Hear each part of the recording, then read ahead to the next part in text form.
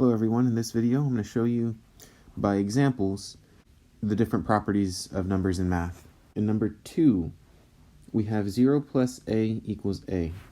It should be pretty obvious that if you're going to add the number 0, like 2 plus 0 is going to equal 2. So this is called the additive identity. The additive identity means that there's only one number. 0 is the only number that if you add it to a number,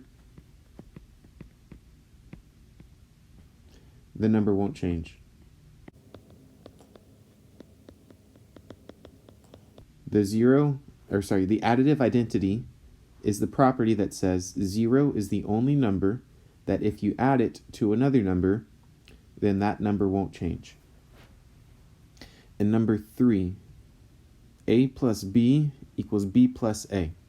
Those are the same variables, the same letters, and the only difference is the order. So this one uses the property called the commutative property.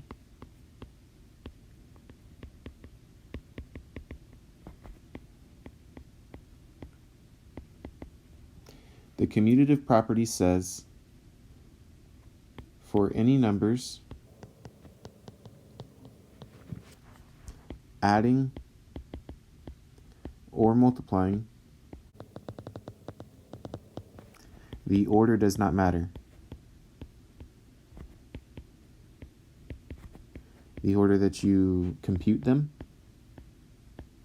that means the order that you add, the order that you multiply, the order does not matter.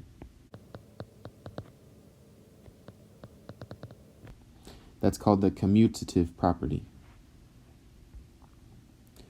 Number 7. Number 7 has adding a plus b plus c is equal to a plus b plus c. The only difference is the parentheses. And here we says we're going to add a and b first. On the other side it says we're going to add b and c first. Building off of number 3. Number 3 said if we're adding things, it doesn't matter what order we do it in. Number 7 says, well, what about if we use parentheses? Well, if you use parentheses, then this is called the associative property.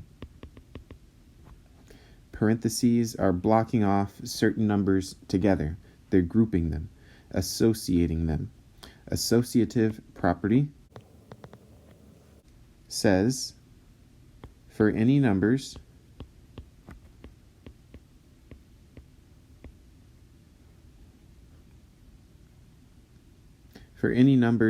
it doesn't matter if you're adding, you can group.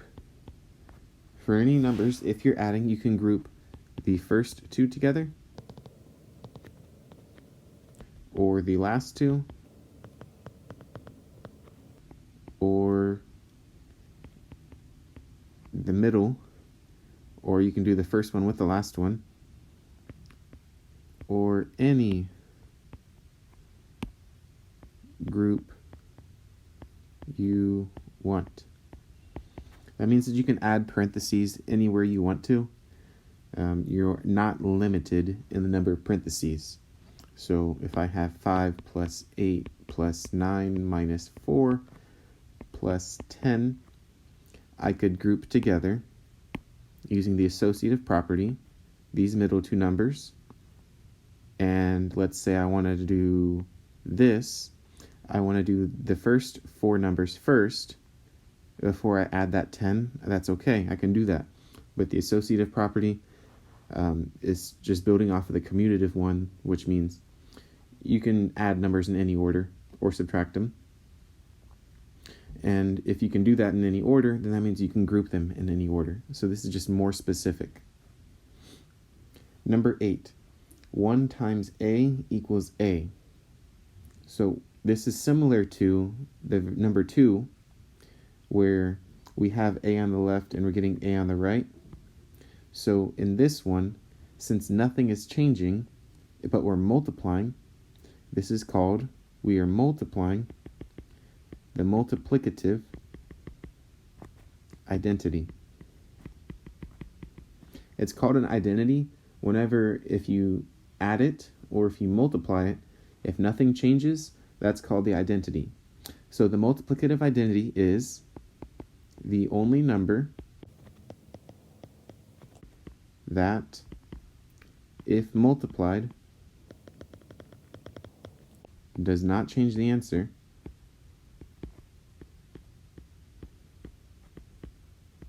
change the number. The only number that, if multiplied, does not change the number for the answer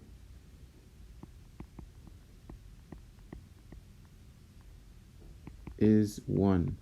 1 is the multiplicative identity. You can multiply anything by 1, and it's not going to change it.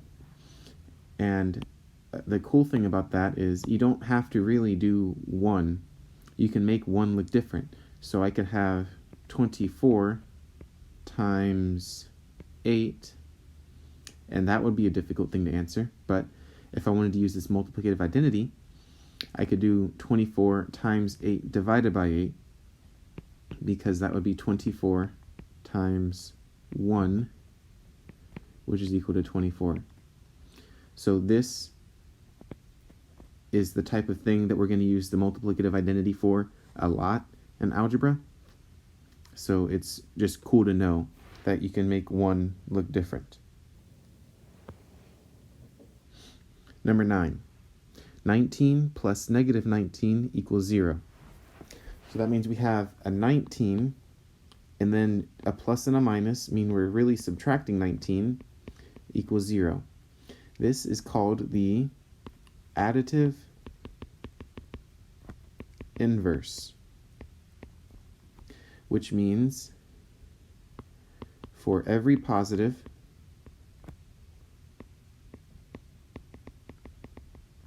number, there is a negative number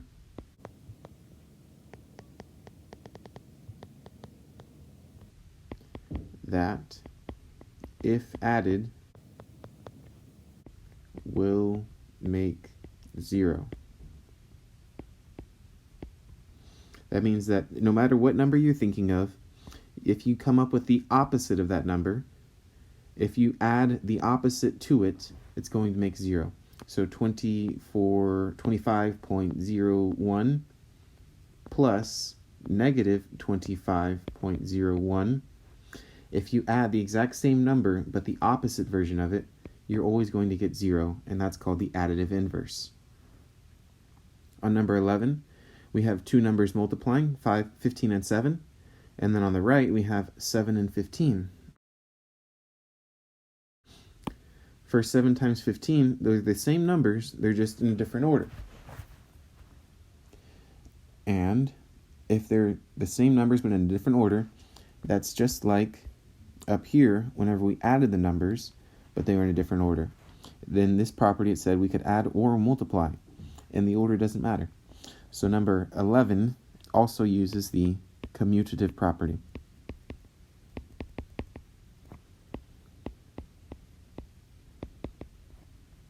Which says when multiplying,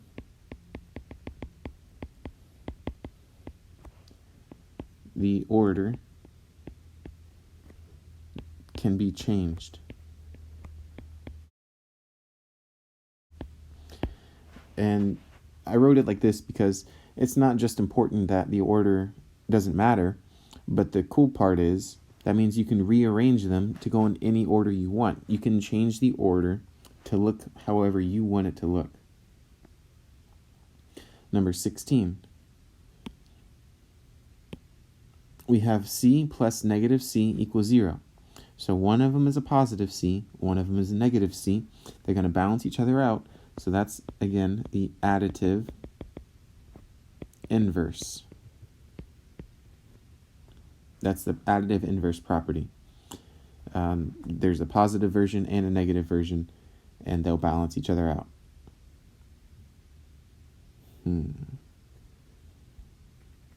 I think I covered all of them. except for number 12. And then one more after this. This is weird because it's a fraction, but really it's not bad. It's saying that 1 times 3/4 equals 3/4. That means this number is in common to both answers. So we multiplied something, but it didn't change the answer at all. And that's just like number 8. In number 8, we used the multiplicative identity, which said 1 is the only number that if you multiply won't change it. Well, number 12 didn't change, so then this must have used the multiplicative identity.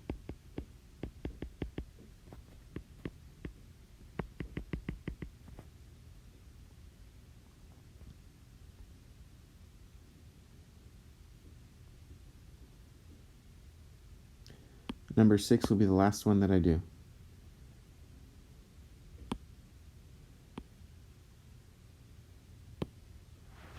In number 6, a times 1 divided by a equals 1.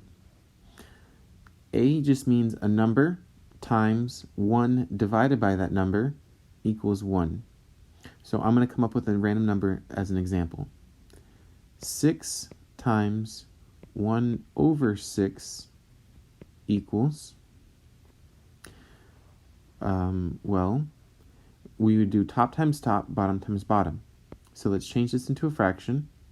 6 times 1 is going to make 6, and then 1 times 6 on the bottom, 1 times 6 is going to make 6, and then 6 divided by 6 equals 1. So in this example, I had a number, and I multiplied by the fraction version of that number, and that gave me the number 1. So this is called the multiplicative. Because we multiplied, it's called multiplicative, and then it negated. So the multiplicative inverse is whatever, if you have a number, if you multiply by the fraction version of that number, then you will get the number 1.